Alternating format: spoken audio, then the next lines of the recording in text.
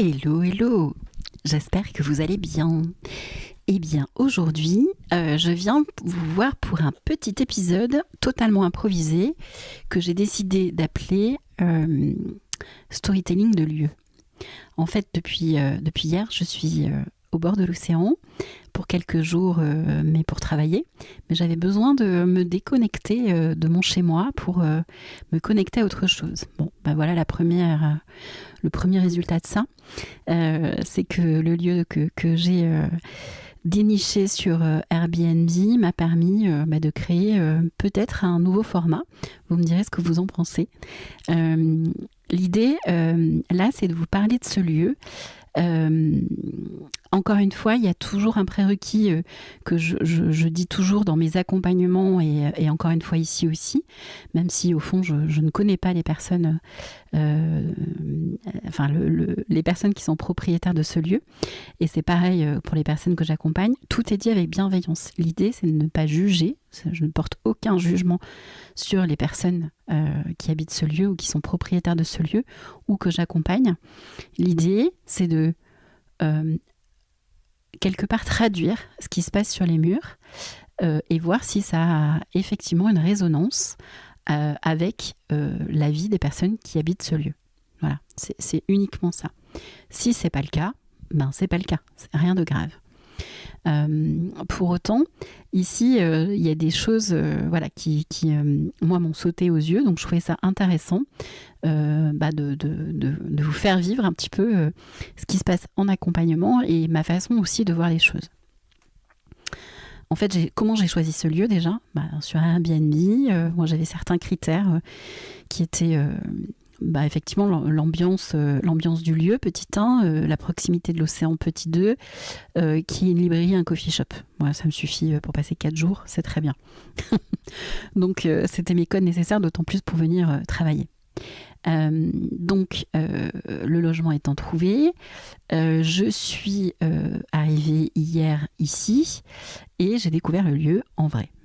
Et donc, ce qui m'a sauté aux yeux, il y a plusieurs choses. Il y a 3 choses essentiellement. Donc il y a effectivement cette présence d'horloge. Alors je dis effectivement parce que c'est quelque chose que j'ai partagé sur Insta en story. Donc ici, on est sur un appartement qui fait 60 mètres carrés à peu près, sur un style qui se veut new-yorkais, parce qu'on a un mur en briquettes, du beau plancher, des hauteurs sous plafond, des plafonds avec les poutres apparentes. Voilà, on est vraiment sur ces codes-là. Les peintures blanches, noires, vertes dans la cuisine. Voilà, c'est vraiment le code quand même. Quand on rentre ici, on a l'impression effectivement d'être un petit peu ailleurs. L'appartement, c'est un T3, donc il y a 2 chambres. Une chambre adulte et une chambre enfant, puisqu'il y a un lit, 3 lits superposés en fait, puisque ça vous prouve la hauteur sous plafond. Quand j'ai fait moi le tour de l'appartement, moi ce qui m'a sauté aux yeux, c'est la présence des horloges. L'appartement, comme je vous l'ai dit, fait 60 mètres carrés. Il y a 4 grosses horloges. Quand je dis grosses horloges, c'est au moins 60 cm de diamètre, voire plus d'1 mètre. Voilà. Donc c'est des grosses horloges.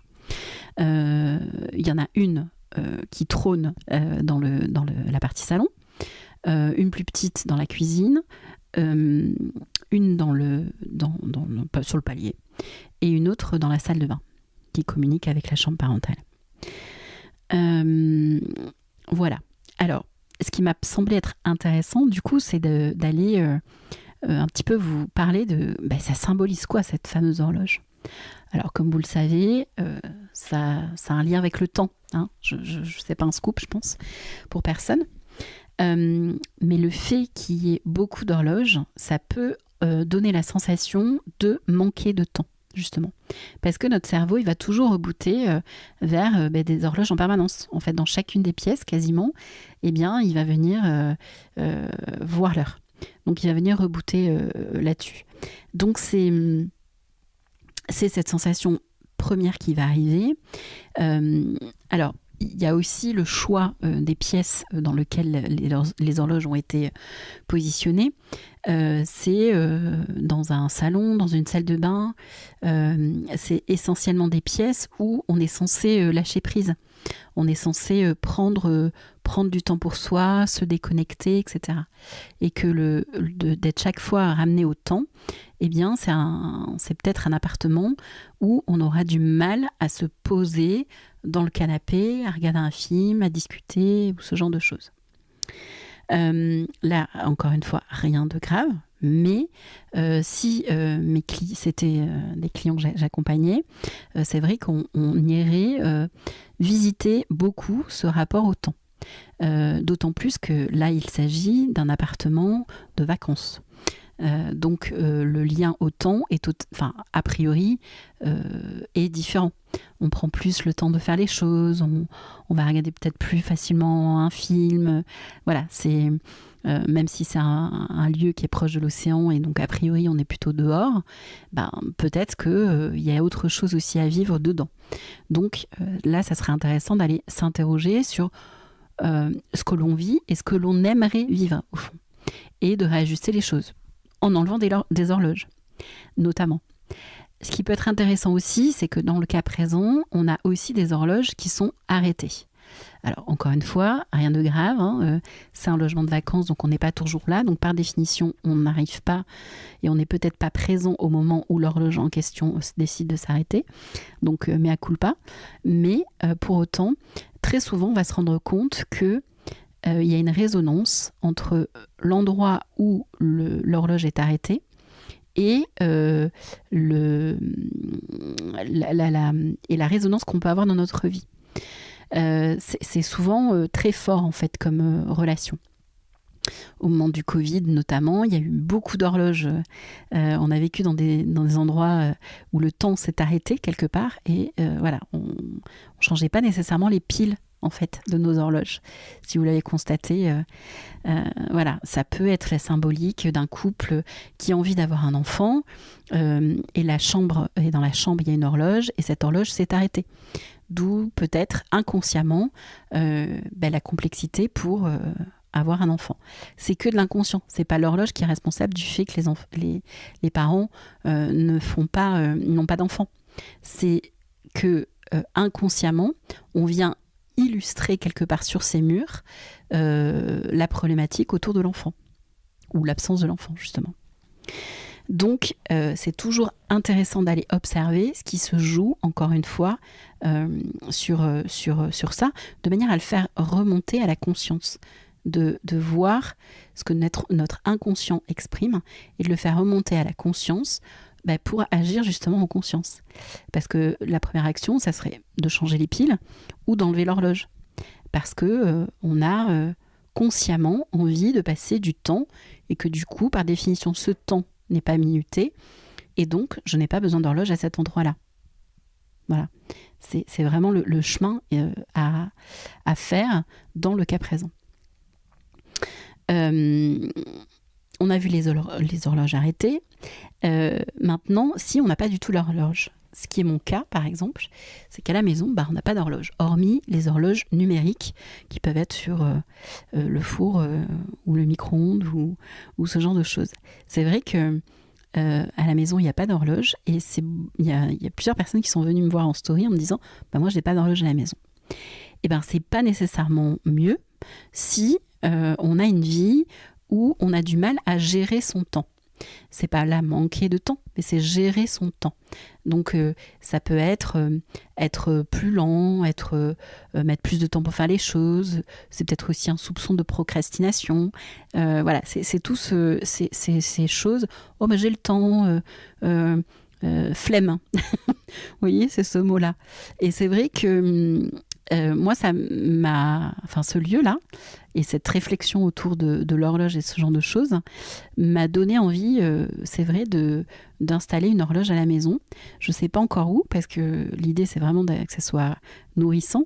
Mais c'est vrai que moi, dans mon cerveau, il y a un chemin neuronal qui existe maintenant en disant, quand j'ai pas envie de faire ci ou faire ça, ou que j'avance peut-être plus lentement sur un projet que j'aimerais faire et voir aller jusqu'au bout, et voilà, je pense que le chemin neuronal horloge, effectivement le temps est et aussi des fois un petit peu limité, eh bien, ça me donnerait un autre élan aux différentes choses. Donc c'est quelque chose que je vais réfléchir. Il y a une autre chose qui est intéressante aussi à voir dans cet appartement, c'est que tous les tableaux sont en noir et blanc. Ce sont des photos ou des tableaux d'ailleurs en noir et blanc. Alors encore une fois, on est sur un appartement en matière de décoration qui est sur les codes new-yorkais, donc c'est cohérent. Pour autant, c'est la représentation et ce qu'il y a sur ces photos, moi qui m'a interpellée, c'est que dans le salon, donc, on a 4 photos, et c'est les 4 seules photos qu'il y a à part l'horloge, et ce sont 4 moyens de locomotion. Il y a une voiture, une moto, un petit avion et un bateau, un voilier. Donc, on est là. Alors, il y a une personne qui est venue me dire... il y a 2 personnes qui ont parlé effectivement du côté yin et du côté yang. Donc là, où typiquement, ça serait là un homme seul qui habiterait ici parce qu'on a ces codes-là, etc. Alors moi, je pense que ça va un tout petit peu... moi, j'interprète les choses un petit peu de manière différente. Et qui est en lien en fait avec les horloges, c'est que eh bien c'est le besoin de solitude parce que qui va s'exprimer, parce que en fait on est sur une moto, on va dire on a 1 voire 2, le petit avion de tourisme, on va pas être très nombreux non plus, c'est pas le paquebot, c'est pas le Boeing 747, même si effectivement ça amènerait d'autres codes et d'autres problématiques derrière, mais vous voyez, c'est pas du tout les objets les moyens de locomotion typiquement familiaux, on pense pas à ça en fait, alors que je vous rappelle c'est un appartement familial. Donc, moi, j'en viens un petit peu à la conclusion qui est très corrélée à cette histoire de temps et de manque de temps, cette sensation de manquer de temps. C'est aussi le besoin de solitude. Je ne serais pas étonnée que ça soit une famille avec des enfants en bas âge qui ait papa et maman aient besoin de temps pour eux en couple mais aussi séparément, ce besoin d'air oui, qu'on connaît tous, cette espèce de charge mentale où on ne se sent pas connecté à soi et que quelque part tous ces moyens de locomotion sont un moyen d'échapper à ce quotidien et à ce manque de temps et à cette roue de hamster dans lequel on peut être par moment. Moi, c'est de ça dont ça me parle. Et c'est d'autant plus dérangeant pour moi, dans le sens où ici, c'est un appartement, encore une fois, de vacances. Et donc, la corrélation au temps devrait être différente de la corrélation au temps qu'on peut avoir dans un quotidien. Et que peut-être aussi, si la relation au temps est différente, eh bien, on peut avoir un espace aussi pour soi, individuellement, en famille, un temps pour soi, pour se reconnecter à ses envies et ses besoins. Voilà. Voilà, c'est juste un fait. Maintenant, c'est peut-être pas la réalité, c'est peut-être pas le vécu, mais c'est vrai que si je devais accompagner ces personnes, ces 2 thématiques reviendraient parce que pour moi, c'est quelque chose qui s'exprime très fort ici. Il y a une autre chose qui est intéressante aussi, c'est qu'il y a beaucoup d'échelles, des vieilles échelles en bois qui sont présentes dans la chambre, dans le séjour et dans la cage d'escalier. Donc c'est des échelles là décoratives, ça donne un certain charme, etc. Mais c'est vrai que là aussi, il y a un côté qui se répète. Comme dans toutes les collections en fait, parce que ça sent un petit peu cette sensation-là de collection des choses. Je collectionne les horloges, je collectionne les tableaux en noir et blanc, je collectionne les échelles. Voilà, donc il y a un côté un petit peu qui peut être obsessionnel en fait. Voilà, donc c'est toujours intéressant d'aller voir ce qui s'exprime là aussi. Mais pour en revenir à l'échelle, c'est un système d'élévation. C'est ce qui symbolise l'élévation spirituelle, de reconnaissance, voilà, de réussite, tout ce genre de choses. Donc voilà, ce qui serait intéressant là aussi, c'est d'aller visiter, encore une fois, si je devais les accompagner, ce serait les interroger par rapport à cette échelle, ce positionnement par rapport à la société, ce besoin de s'élever. Quel besoin j'ai envie d'exprimer par ces échelles, au-delà de je trouve ça beau en fait. Je trouve ça pratique ou je les ai trouvés sur mon chantier et j'ai voulu les positionner quelque part. Qu'est-ce que racontent ces échelles ? Encore une fois, aucun jugement là-dessus, mais vraiment l'idée, c'est d'aller se poser les questions pour pouvoir faire ressortir à sa conscience ce qui est en train de se jouer et ce qu'on a besoin ou envie d'exprimer. Ou ce qu'on n'exprime pas par les mots, mais qu'on exprime par les murs, tout simplement. Voilà pour ce qu'il est du storytelling de ce lieu. Bon, j'ai une spéciale dédicace pour mon amoureux. Je vais être, si ça plaît, chérie, je vais devoir partir plus souvent pour trouver d'autres lieux et expliquer ces différents lieux dans ce nouveau format storytelling. Je sais que tu vas m'écouter, mais voilà. Peut-être que je serai partie plus souvent. Si vous aussi, vous avez envie que je décode un petit peu ce qui se trame chez vous, et ce que vous n'arrivez pas à dire en mots, mais ce que vous dites sur vos murs, j'ai un rendez-vous possible et dédié à ça, qui est très simple. Donc si ça vous intéresse, n'hésitez pas à prendre contact avec moi et je vous expliquerai ce qu'il en est et comment ça se passe. Voilà. Je vous souhaite une très belle journée et surtout, dites-moi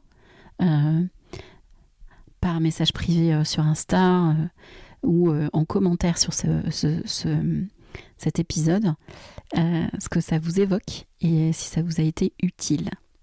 Merci à vous et je vous souhaite une belle journée et à très vite.